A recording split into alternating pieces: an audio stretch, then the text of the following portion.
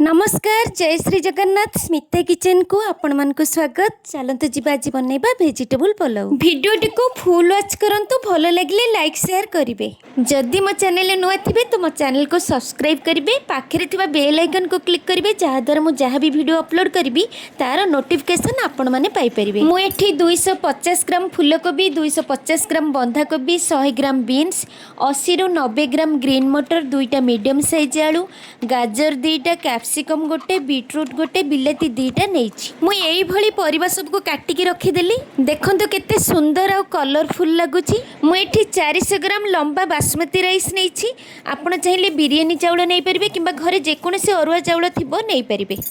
2 रु 3 थर भलरे राइस को धोई नेबे जहा फलले तार स्टार्च किंबा धला पानी सब बाहर जिवो, नहले राइस अठालिया रहिबो। राइस धोई सारला परे भल पानी देई कवर करी कम से कम 30 मिनिट पर्यंत छाड़ी दबा।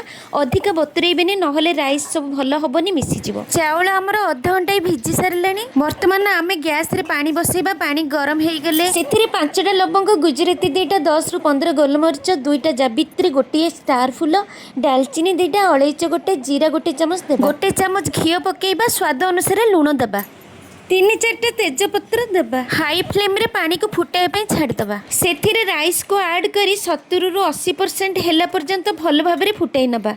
मसला सब ऐड कले राइस रे गोटे भल फ्लेवर आसी थाए। 6 रु 7 मिनिट पर राइस ठीक भाबरे 70 रु 80% होई सरची। वर्तमान राइस को छाणी नबा। छाणीला परे घोड़ाइबानी, खोला छाड़ दबा। एबे जीवा चलतो नेक्स्ट प्रिपरेशन को। कड़ाई रे 3 चामच तेल दबा, तापरे फूलकोबी आलू को भाजी नबा। फूलकोबी आलू सिझिबा को टिके टाइम लगे, सेथिबाई प्रथमे फूलकोबी आलू को भाजी नबा। फूलकोबी आलू को मु टिके बड़ साइज रो नेछि, काइना फूलकोबी बेसी सिझी गले जम्मा भी भल लागेनी। एठी आलू फूलकोबी सिझी आसलानी। टिके फूलकोबी आलू सिझी आसले ताको काढी नबा। वर्तमान अन्य परिबा सब हल्का भाजी नबा। बीटरूट को टिके छोट साइज रो काटी थिबे, काइना यहा सिझिबोनी। कैप्सिकम को लास्ट रे भाजीबा, नहले कैप्सिकम मिसी जिवो। मझरे मझरे एमती गोळेई नबा, नहले परिबा तळे लागि जिबार चांस थाए। लीड दे टिके सिझिए पे छाड़ी दबा। वर्तमान परिबा हमर सिझी आसलानी। एथिरे बंधाकोबी को हमें ऐड करिबा। कोबी की सिझिए पे दबा। बंधाकोबी टिके सिझी आसिले ग्रीन मटर को सेतिरे ऐड करिबा। मु एठी तो आलू को ऐड करछि, आपण चाहिले आलू को स्किप करि परिबे। ग्रीन मटरटा जेहेतु शीघ्र सिझी जाए ताको हमें लास्ट को पकेबा।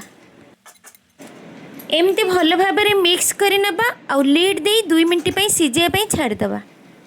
वर्तमान हमर सब परिबा भाजी ही सारिछि। परिबा सब को गोटे बाउल रे काढी के रखिबा। मु एठी 250 ग्राम पनीर नेछि। पनीर को एई भलिया काटी के टिके हल्का फ्राई कर नबा। आपण चाहिले एथिरे काजू किशमिश को भी ऐड करि परिबे। टिके ब्राउनिश होला पर्यंत हल्का भाजी के ताको काढी नबा।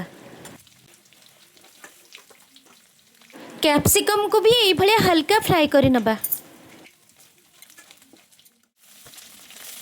वर्तमान कड़ाई रे 2 चमच तेल नहीं गरम मसला ऐड करी सेथिरे अदा, जीरा, धनिया, कंचा लंका, बिलाती पेस्ट ऐड करी किछि समय कसिबा। तापरे सेथिरे बिरयानी मसला किछि ऐड करिबा। आपण चाहिले पियाज एथिरे ऐड करि परिबे। मसला फ्राई होई सारिलानी। वर्तमान फूलकोबी आलू पकाई फ्राई करिबा। एठी हमर फूलकोबी आलू कसी होई सारिछि। वर्तमान बाकी परिबा ऐड करी भलरे कसी नबा। देखन तो केते कलरफुल लागुची। परिबा आउ टिके सिझिबो।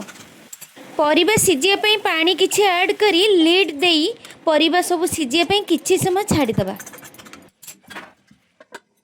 परिबा सब सिझी सारिलानी। वर्तमान आमे राइस इथरे ऐड करिबा। भल भाबरे आकु मिक्स करि नबा।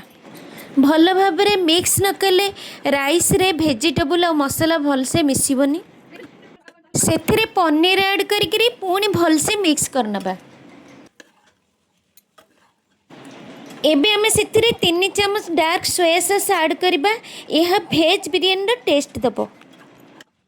एटा ऑप्शनल अछि। लास्ट में एथिरे गोलमरिच गुंड ऐड करिबा। वर्तमान हमर होई गेला वेजिटेबल पुलाव रेडी। आपण एई स्टाइल रे घरे बनै करी खांतु। आपण एहाकु दही रायता सहित खाई परिबे, बहुत टेस्टी लगे। जदि भिडियोटी भल लगी तो सब्सक्राइब करने को जमा भी भूलिए। रहुचे जय जगन्नाथ।